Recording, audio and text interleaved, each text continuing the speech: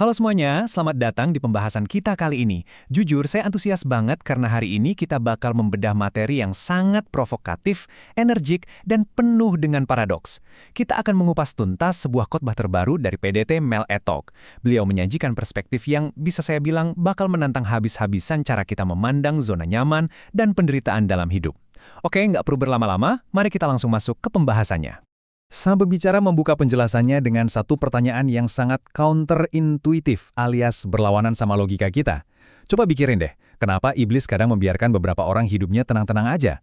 Nah, kalau Anda saat ini merasa hidup Anda aman, sangat nyaman, dan sama sekali nggak menghadapi serangan atau pergumulan rohani, menurut beliau, hati-hati. Itu belum tentu karena Anda sedang diberkati luar biasa. Justru bisa jadi itu karena iblis merasa Anda sudah berada persis di tempat yang dia inginkan. Mengejutkan banget kan? Ibaratnya gini. Ternyata setan itu sangat pragmatis. Iblis itu nggak mau buang-buang energi buat menggoda orang-orang yang otaknya memang udah dipenuhi sama keinginan duniawi. Mereka yang emang lagi sibuk ngejar kenyamanan materi. Iblis justru memfasilitasi mereka.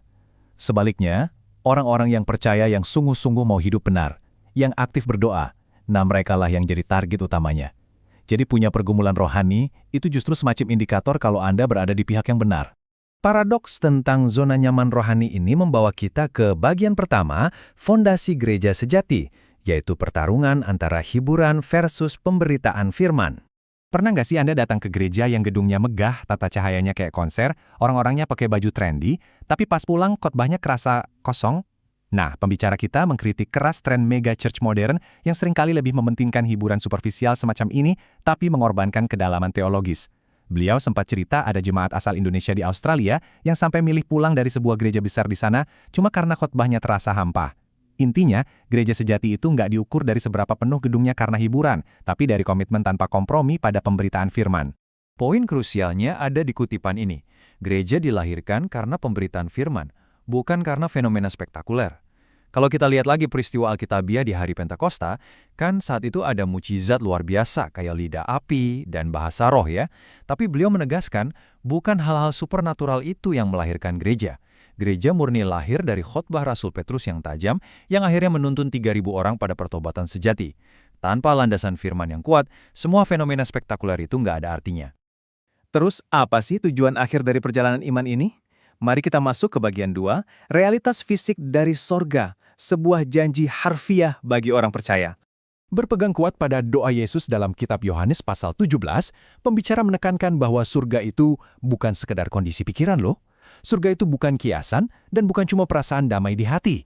Surga adalah sebuah tempat, sebuah destinasi yang sangat konkret dan nyata yang memang secara khusus disiapkan buat orang-orang percaya. Beliau mendeskripsikan surga dengan sangat hidup. Bayangin aja, ini adalah tempat yang benar-benar bisa dipijak. Jalanan kotanya terbuat dari emas murni, yang kualitasnya jauh mengalahkan emas terbaik dari belahan bumi manapun. Nanti, orang percaya bakal dapat tubuh fisik yang baru, tubuh yang anti rusak, kebal penyakit duniawi kayak asam urat atau kolesterol, dan tanpa hasrat duniawi seperti pernikahan. Benar-benar zero kesedihan. Nggak ada lagi yang namanya lapar, haus, apalagi air mata. Terdengar sangat luar biasa, bukan? Tapi tunggu dulu, ada realita yang harus dihadapi di bumi. Ini membawa kita ke bagian 3, jalan sengsara menuju kemuliaan dan bagaimana kita mengalami pemeliharaan Tuhan di tengah kepanikan duniawi. Beliau menyebut masa di bumi ini sebagai jalan sengsara. Ya, ini adalah jalan sempit penuh pencobaan yang mau nggak mau harus dilewati oleh setiap pengikut Kristus. Tapi tenang, Tuhan nggak biarin kita jalan sendirian. Untuk membuktikannya, beliau menceritakan sebuah pengalaman pribadi yang, jujur aja, kocak tapi bikin jantungan tentang gimana Tuhan itu memelihara umatnya bahkan di momen paling panik sekalipun. Bayangin situasinya kayak gini. Beliau baru mendarat di perbatasan Australia dan benar-benar lupa kalau di dalam tas kabinnya ada kerupuk kulit babi bawaan dari Bali. Terus, seekor anjing pelacak bandara ngendus tas itu dan nggak mau pergi. Beliau langsung diinterogasi, dituduh bohong, dan diancam denda masif sebesar $6.000. Itu sekitar 60 juta rupiah loh. Bahkan ada ancaman penjara dan deportasi. Tapi luar biasanya, lewat intervensi ilahi, petugas yang garang itu tiba-tiba melunak dan melepaskan beliau cuma dengan peringatan tegas. Dan rentetan keajaibannya nggak berhenti sampai di situ. Habis lolos dari perbatasan, rombongannya terjebak antrian panjang banget buat penerbangan lanjutan di Sydney. Tiba-tiba, ada seorang kenalan yang muncul ngebantu mereka. Ajaibnya, rute mereka di-upgrade dari pesawat kecil yang memutar jadi penerbangan internasional besar yang langsung menuju Bali. Puncaknya, di pesawat berbendera Australia itu, pramugarinya bule tapi bisa bahasa Indonesia dengan logat Kupang yang kental. Pramugari itu bahkan ngasih mereka voucher makanan gratis senilai $100. Dari cerita ini, poinnya jelas. Tuhan itu memelihara umatnya secara super spesifik dan detail, bahkan waktu kita lagi stres berat. Nah, dari cerita seru tadi, mari kita kembali mendalami teologinya di bagian 4, keadilan Tuhan di akhirat. Disinilah terjadi pembalikan status duniawi secara mutlak. Beliau mengangkat kisah klasik Lazarus dan si orang kaya untuk ngasih kontras yang sangat ekstrim. Kenapa si orang kaya ini dihukum? Beliau mencatat bahwa dosanya bukan sekedar karena dia punya banyak uang. Toh tokoh seperti Abraham dan Daud juga kaya raya kan? Dosanya adalah keangkuhannya, penolakannya untuk percaya, dan ketidakpeduliannya. Itulah yang memicu pembalikan permanen atas status mereka. Si miskin dihibur selamanya, sementara si kaya menderita selamanya. Ini kalimat yang simpel tapi menohok banget. Status duniawi Anda tidak sama dengan status kekal Anda. Pembicara kita bahkan berani banget loh menceritakan bahwa beliau pernah menggunakan kisah Lazarus ini sebagai peringatan keras langsung di depan para gubernur dan elit politik. Beliau menegaskan ke mereka kalau kekuasaan, kesombongan, dan jabatan di bumi itu secara harfiah nggak ada harganya di akhirat kalau nggak dibarengi pertobatan. Terus gimana caranya kita sebagai manusia biasa bisa melewati semua paradoks dan ujian ini? Jawabannya ada di bagian 5, kuasa kasih yang menyatukan janji terakhir untuk gereja.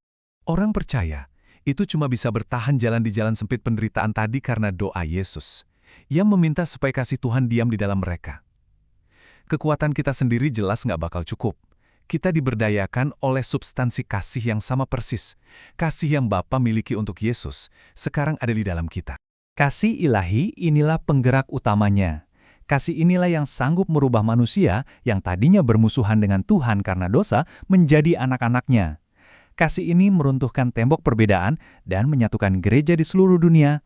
Dan yang paling penting, karena kasih ini, taat pada Tuhan itu nggak lagi kerasa kayak beban berat atau aturan yang mengekang, tapi berubah jadi sebuah sukacita murni. Fokus kita bergeser ke hal-hal surgawi, jadi penderitaan di bumi pun bisa kita tanggung. Sebagai penutup dari bedah materi kita hari ini, sang pembicara ninggalin satu tantangan yang provokatif banget buat kita renungkan bareng. Apakah Anda lagi fokus mengejar perkara surgawi? Atau Anda malah lagi menukar kemuliaan kekal itu demi kenyamanan dunia yang cuma sementara ini? Ini bukan sekedar pertanyaan numpang lewat ya, tapi benar-benar tantangan untuk mengecek motivasi terdalam kita. Apakah kita sungguh-sungguh siap berjalan di jalur iman yang penuh paradoks ini? Saya harap pembahasan kita kali ini bisa ngasih Anda wawasan baru dan sesuatu yang bermakna buat dipikirkan. Terima kasih sudah bergabung dan sampai jumpa di pembahasan selanjutnya.